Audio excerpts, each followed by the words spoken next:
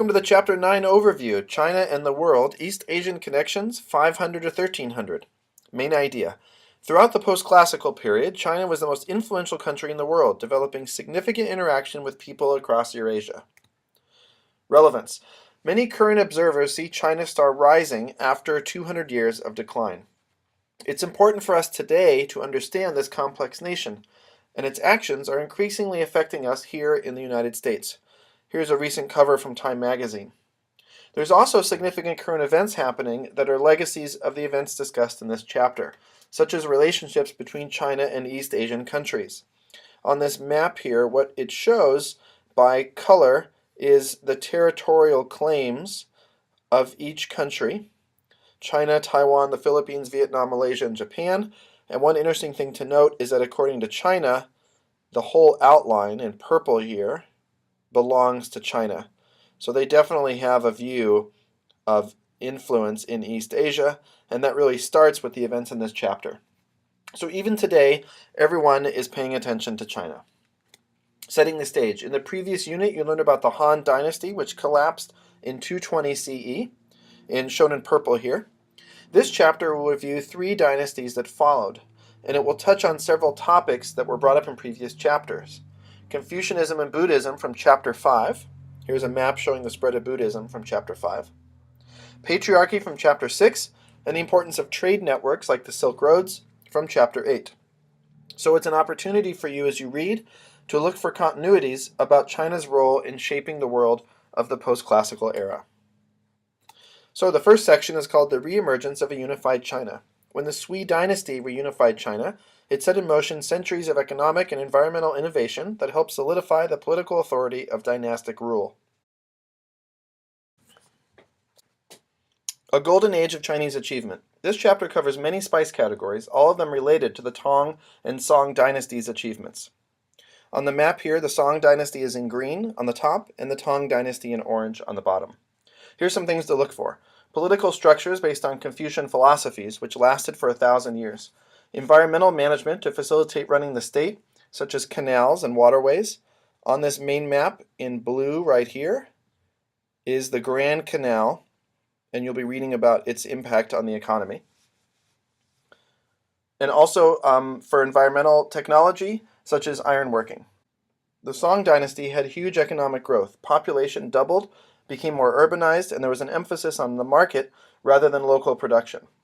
There was a use of paper money, shown here, which helped to facilitate this growth as well as providing consistent currency for transactions.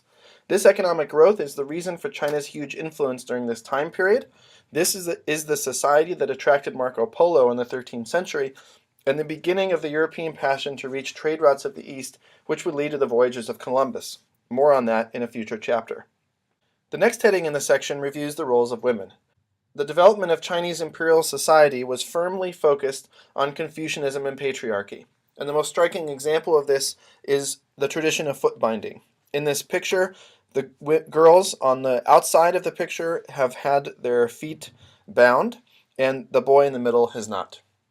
And the book will close this section by discussing both economic limitations and opportunities for women during the Song dynasty. The next heading is about China and its relationship with northern nomads. China's interactions with northern nomads has significant positive and negative consequences for China. China felt threatened by nomads to the north during this time period, and this was the reason for building the Great Wall, which is shown on this map from the Han Dynasty, here, this dotted line. During the Song Dynasty, the nomads, such as the Khitans here to the north, continued to threaten China. The nomads had a military advantage largely because of their superior horsemanship, but they needed agricultural products from China. So how would China meet this threat? The name for China in Chinese is the Middle Kingdom, and it's important for Chinese culture to make it clear that they are the superior force in any relationship with a foreign culture. So China required nomads to give tribute to the Chinese emperor in exchange for the right to trade. This involved a ceremony with ritual bowing, in which foreigners, usually these northern nomads, but not always, acknowledged allegiance to Chinese emperors. And this is called the tribute system. In theory, it demonstrated the superiority of Chinese culture, but in practice, this was not always the case. Here in this picture is an example of the tribute system. This horse here would be the gift, and this man here is performing the ritual bowing known as the kowtow to the Chinese emperor, who is shown over here. Starting with the Xiongnu during the Han Dynasty, on many occasions nomads defeated China and required tribute from them. There's a good quote in the book that illustrates this. At times of imperial weakness, the nomads even ruled portions of China. For instance, after the Tang Dynasty, the Khitan and Jin ruled portions of China for centuries and required tribute from the southern Song Dynasty. On this map here, down in green here, is the Song Dynasty. And if you look in purple up here, this is the northern portion of the empire that was the Jin. And beyond the Jin Empire, to the north of China, is the homeland of the Mongols, who will be an important nomadic civilization in a future chapter.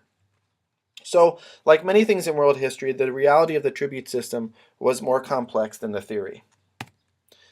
The last section in this heading talks about cultural influence. As expected, some nomads adopted Chinese ways, and some Chinese adopted nomadic ways. Within China, a divide developed between southerners who rejected as uncivilized nomadic cultures, and northerners who accepted or even adopted them. And this map is a larger example of all the ethnic groups in Eurasia at this time. The Silk Road's trade route is also going to be one of the main forces that links this culture, and it of course will go across the steppes of Eurasia in this direction, all the way over here to Western Asia. The next section talks about China's interaction with three East Asian cultures, Korea, Vietnam, and Japan. The agricultural civilizations in Korea, Vietnam, and Japan responded to the influence of Chinese culture in a variety of ways, starting with Korea. Early encounters between these two people involved Chinese attempts at conquering Korea. Here, circa 500 CE, is a map showing three Korean kingdoms that were under attack. After about 688 CE, Korea was ruled by a succession of dynasties that maintained independence while adopting Chinese political and cultural traditions, notably a Confucian style of bureaucratic organization and the Buddhist religion. Generally, this influence was strongest among Korea's ruling elite rather than among peasants. This was definitely a tributary relationship and not a takeover. The development of the Korean script called Hangul, shown here, illustrates efforts to maintain Korean culture even while the elites were absorbing Chinese methods of organization. Next, Vietnam and China. Vietnam also adopted many elements of Chinese culture, such as Confucianism, Buddhism, and the examination system. The big difference was that Vietnam was taken over by China during its expansion to the south and ruled for about 1,000 years, from 111 BCE to 939 CE. And this map here shows Vietnam expanding to the south, and you can see the area that we're talking about that was under the influence of China. During that 1,000-year time period, there were periodic rebellions, most notably the Trung sisters, shown here, who demonstrated resistance to Chinese influence. During the Tang Dynasty in the 10th century CE, Vietnam gained its independence from China, though it continued to send tribute. Similar to Korea, Vietnam maintained Chinese methods while celebrating its own culture. The third area, Japan, is a little bit different. Its geographic separation from China meant that it was never directly invaded. But Japan voluntarily borrowed elements of Chinese culture, led initially by the efforts of an aristocrat named Shotoku Taishi, who sent missions to China, which brought back knowledge of methods that he incorporated into government and cultural systems. As you read, look for evidence that even as Japan assimilated Chinese culture, it remained more independent than Korea and Vietnam. This is due, of course, to the voluntary manner of the assimilation. For example, look for the Code of the Samurai and how it differed from traditional Confucian ideals. As you finish reading this section, think about the universal appeal of Confucianism and Buddhism. Why were they adopted by so many cultures? This will help you explain the remarkable continuity of Confucianism in East Asia. So China has a lot of interaction with its neighbors, and this next heading talks about the economic effects of those interactions. During the Tang and Song dynasties, China exerted great economic influence in Eurasia while benefiting from its contacts with other cultures. First, China's impact on Eurasia. This section reviews Chinese technological innovations that spread around Eurasia, often with massively important impact. Some examples include paper making, printing, gunpowder, and the magnetic compass. Also, the size of Chinese economy encouraged the growth of market economies throughout the world, continuing the world on the path towards modern globalization. The next section is more about China benefiting from these interactions, and it will review examples such as learning about the processing of cotton and sugar from India, developing a new strain of rice that came from Vietnam, and learning about the technology of windmills from Persia.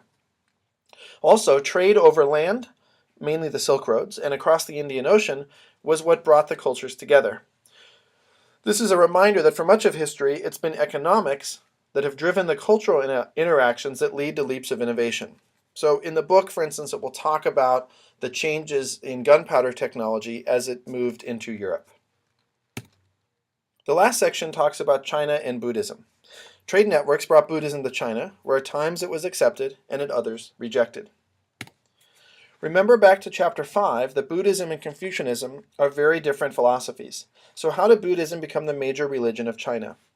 Buddhism first came to China during the Han Dynasty, and it was not too popular during this time of stability. This map shows the spread of Buddhism, and if we start in India, where the Buddha lived, its origin in the 5th century BCE, you can see it spreading, and much of this spreading is done again by these trade networks. This would be the route of Indian Ocean trade, and coming in this direction, along here, this would be the Silk Roads. So again, don't forget about the importance of trade network in spreading culture, in addition to perhaps economic importance. So this is during the Han Dynasty that it was first arriving in China, but it was not particularly popular because of its challenge to Confucian ideals. After the collapse of the Han Dynasty, Confucianism was largely discredited, and thus Buddhism became more popular. As you read, look for practical reasons for Buddhism's appeal, such as the action of Buddhist monasteries. Also, the actions of Emperor Wendi in the late 6th century helped to solidify the spread of Buddhism, and any time a ruler acknowledges a religion or converts to it, it definitely helps with its legitimacy. So about 200 years after Emperor Wendi, Buddhism became a target of general anti-foreign sentiment in China. Philosophers emphasized the Confucian ideals as being inherently Chinese and looked on Buddhism with suspicion. The increasing wealth of Buddhist monasteries didn't help either. By the 9th century, the state took direct action against the monasteries themselves. After that, Buddhism did not disappear, but was included into the larger Chinese culture that included Confucianism and Taoism, as shown by this picture of Confucius presenting a baby Buddha to Lao Tzu. Remember that the Chinese notion of yin and yang makes a focus on harmony between opposites. In many ways, Confucianism and Buddhism are opposites. Follow the example of your elders versus find your own path to enlightenment. But in China, they've been part of the fabric of a rich and consistent cultural tradition. Now for the 10-second spice review. Gender roles in China continued to be patriarchal, as the Sui, Tang, and Song dynasties relied on Confucian philosophy to legitimize rule. Advancements in technology fueled economic growth, and trade interactions encouraged diffusion of cultural traditions, while others adopted new ones. China's economy commercialized, with significant influence on Eurasian trade patterns. Now for the visual summary. The Sui, Tang, and Song dynasties had political, economic, and cultural interactions with nomads to the north and East Asia. For the nomads, we have the Xiongnu, the Khitan, and the Jin. For East Asia, we have Korea, Vietnam, and Japan. And coming down here, these interactions had two main effects: trade connections and the spread of Buddhism. That's your Chapter 9 overview. Happy reading! 人生跟那